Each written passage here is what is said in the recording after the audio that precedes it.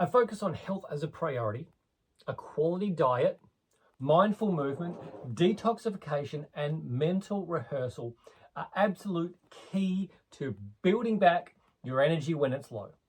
While that sounds simple, it can be a lot harder to fit all of these things into your daily life unless you prioritize your health and cut away some of the unnecessary stuff. Now, if you want to optimize your life without wasting time, grab my free life map below. Chronic fatigue took away my energy, my life, along with it. When it was gone, goodbye social life, goodbye friends, family, goodbye work, all of my money, assets, investments, everything that I'd worked on. It took it all away.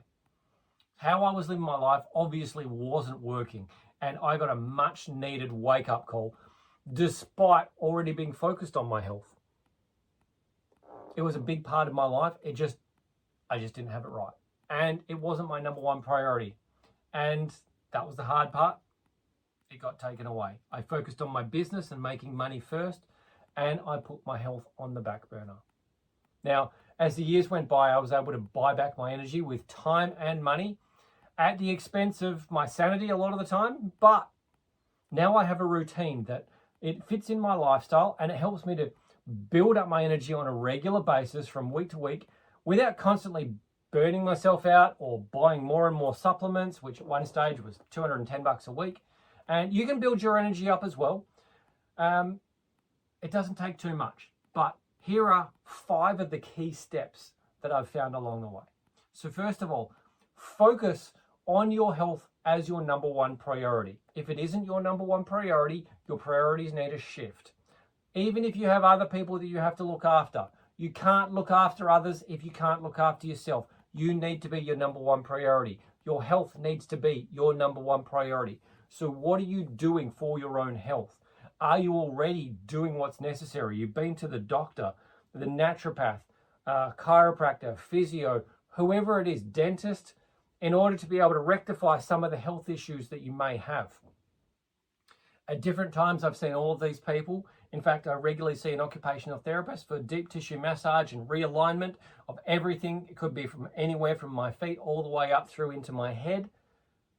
I see the dentist when I need to. I'm doing different dental practices or dental hygiene practices. I had all of my fillings removed at one stage and replaced with composite fillings, so there was no more mercury in my mouth. GP blood tests and working with a naturopath as well, getting other tests done, poop tests and hair tissue mineral analysis to find out what my toxicity levels are like within my system. All of these different things.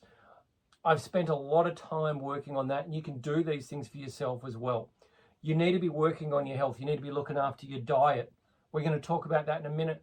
You need to be doing some sort of exercise, but not too much. Health needs to be the foundation of everything you do from here. Your number one priority.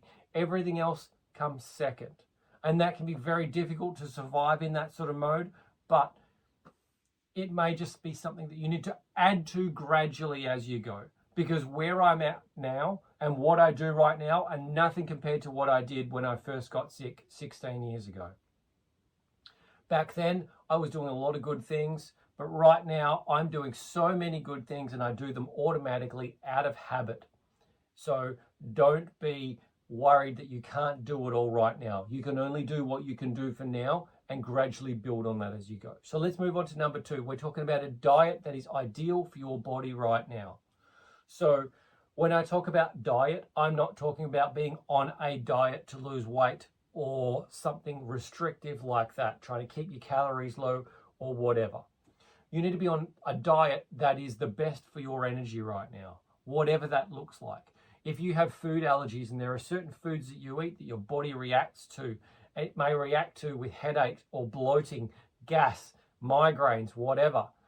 There's no point eating those foods if they're just going to cause problems, because that is going to be taking energy away from you.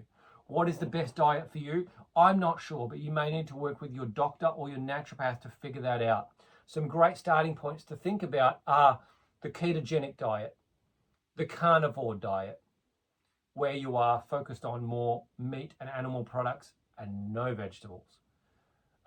You might be having to go vegetarian or vegan even. I'm not a huge fan of those diets, but they work for some people, and they work for some people at different times. You might want to go on an elimination diet. Elimination diet is where you take out some of the things that could be causing reactions and gradually put them back in to see what is reacting, what's not reacting, and if it is reacting, keeping it out for an extended period of time. It could be 3 or 6 months. And then there's also the autoimmune paleo diet, which is very much like an elimination diet, just focused more on the paleo stuff and very specific to those with autoimmune issues. They're probably the biggest ones to look at for now. There are other ways you could go. You could be eating all fruit, or you could be doing carb cycling. You could be doing intermittent fasting. You could be just doing fasting. There are so many different ways to go. It's impossible to really be able to tell you what the best way is. Because at the end of the day, I'm not looking at your individual state, which is why I'd rather you go and spoke to your doctor or naturopath. Naturopath is probably more educated in this, but it's hard to be able to tell. Diet is absolutely paramount for your energy though, so make sure you are spending a good amount of time. And I guess the biggest thing to say with your diet is don't expect to get it perfect from the start. It takes a lot of time and discipline to work up being able to stick to a diet regularly. A lot of work, a lot of years. I've been a personal trainer 23 years, and only in the last few years have I really gotten to a point where I'm more and more disciplined. So this year I'm doing 100 days of no junk food. Last year and the year before I did 234 consecutive days of no junk food. Last year I did 28 days on liquids only. I did 28 days on carnivore. I'm going on the ketogenic diet for a while. 4 to 6 weeks probably, and I've just been on that for the last week. So it takes time to really be able to stick to a diet, but all you're looking at is practice, not perfection. Because the more you practice, the better it gets, the easier it gets, the more you're going to improve, the more your energy is going to go up. Let's move on to number 3. Only do energy building activities, but not too much. What do I mean by that? If you like to do some exercise, that's great, but a CrossFit workout or a High Rocks workout or powerlifting, they might not be the best things right now. Doing endurance running or endurance cycling, endurance swimming, they might not be the best right now. They're going to take away a lot of energy that you have. Use up a huge amount of your energy reserve so you don't have a huge amount left over for everything else you do throughout the day. If your energy is low, you want to be able to build these things up. You want to build that energy up, which means you can't be doing things that just use too much of your energy. You want to be conserving energy. So what I prefer is walking, stretching, yoga, Tai Chi, Qigong. What else could work for you? Maybe spending some time walking in a swimming pool might work. Dancing is something that I do, because I found that it doesn't take up a huge amount of energy as long as I don't do too much of it. There are many different things which are more of a low intensity activity, and they're more likely to build energy within your body. Now, walking alone is an energy builder. Yoga, Tai Chi, and Qigong are all energy builders in terms of they are designed to help get your organs all working, pumping, working better together in alignment. And when these things happen, that will help to improve your health as well. So if you can do some yoga, Tai Chi, Qigong in your day, that's great. That is part of what I do. Not every day am I going to do all of these things. So I do 2 different practices with Tai Chi, Qigong. One of them I will try and do daily. The other one I do based on how much energy I have or how much other things I have to do on the day. If I have some more physical activity to do, I might not do that. I might just go and do some stretching instead. But it's something that you need to play by ear and work on slowly.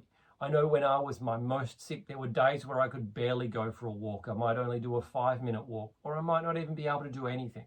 So don't put these things into you that I have to do all of this. You don't necessarily have to do all of these things. but some stretching is probably going to be a good thing. Some movement to get the blood pumping, to get the oxygen pumping, to get your lymphatic fluid pumping so we can remove some of those toxins from your body is going to be a really beneficial thing to you, rather than doing exercise that is going to take energy away from you and leave you exhausted. Which moves us on to number 4. Do detoxification daily. Detoxification could look like green juices or smoothies.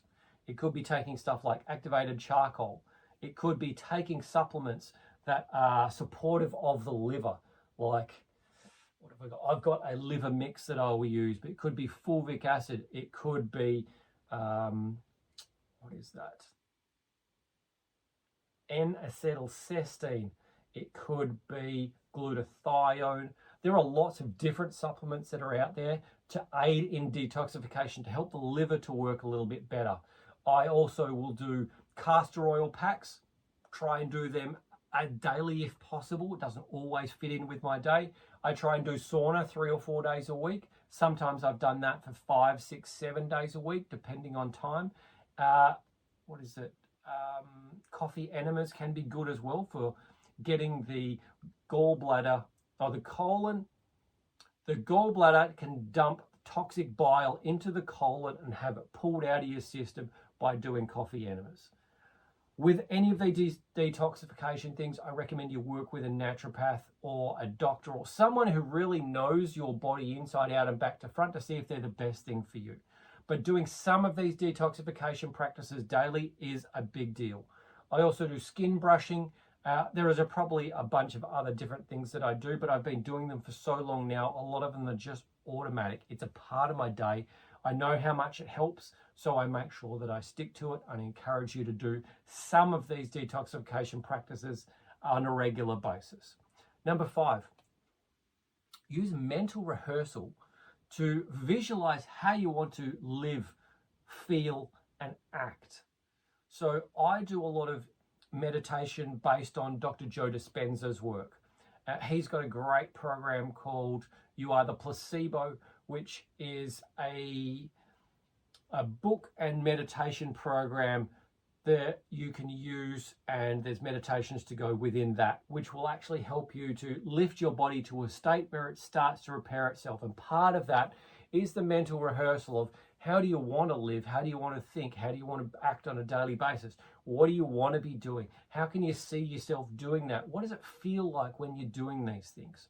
So when you can have a good view of your future that is away from where you are right now, or the reality you're stuck in, which might be a lack of energy, lethargy, and just not feeling very good about yourself. You might be depressed, anxious, exhausted, frustrated, angry, all of those things as well can help lift you up there. So I really encourage you to have a look at Dr. Joe Dispenza's work, but you don't have to.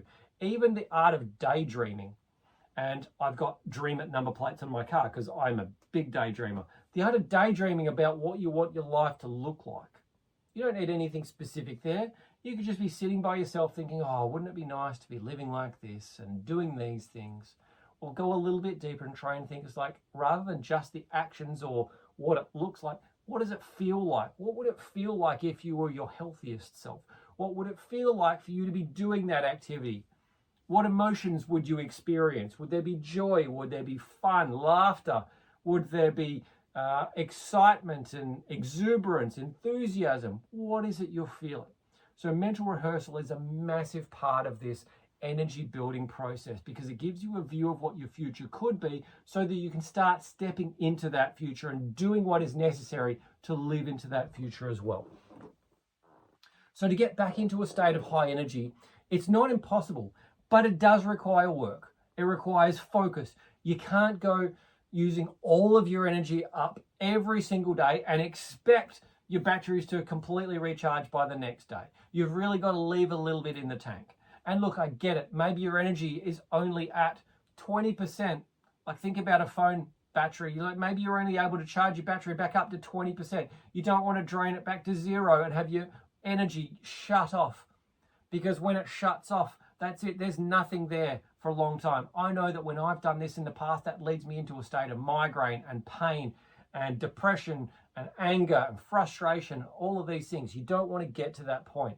You want to try and save a little bit in the tank to build it up to tomorrow, because that means maybe you started today at 20%, you left a little bit in the tank, maybe tomorrow you're up to 22%. You keep going like that, eventually you might be getting 24, 26, 28. Maybe you're building yourself up that way because you're saving a little bit of energy. You can do that. So start with whichever of these practices is the easiest thing. Then build from there as your energy increases, as your skills increase, as your habits increase, as your discipline increases. Don't be too hard on yourself for skipping days because you can't get it right all the time. That's just not how it works. But if you can keep on working on these things on a regular basis, then your energy will increase week to week and things will get better. Now, if you need help supporting your energy and just getting your life back into a life you love, I've got a free 28-day coaching program that you can join below. Just click on the link and we will start to work through not only your physical health, but your mental health, emotional health, your spiritual health, your social, all of these things, trying to get them back in alignment into living a life that you really want to live. Click the link. I'll see you on the inside.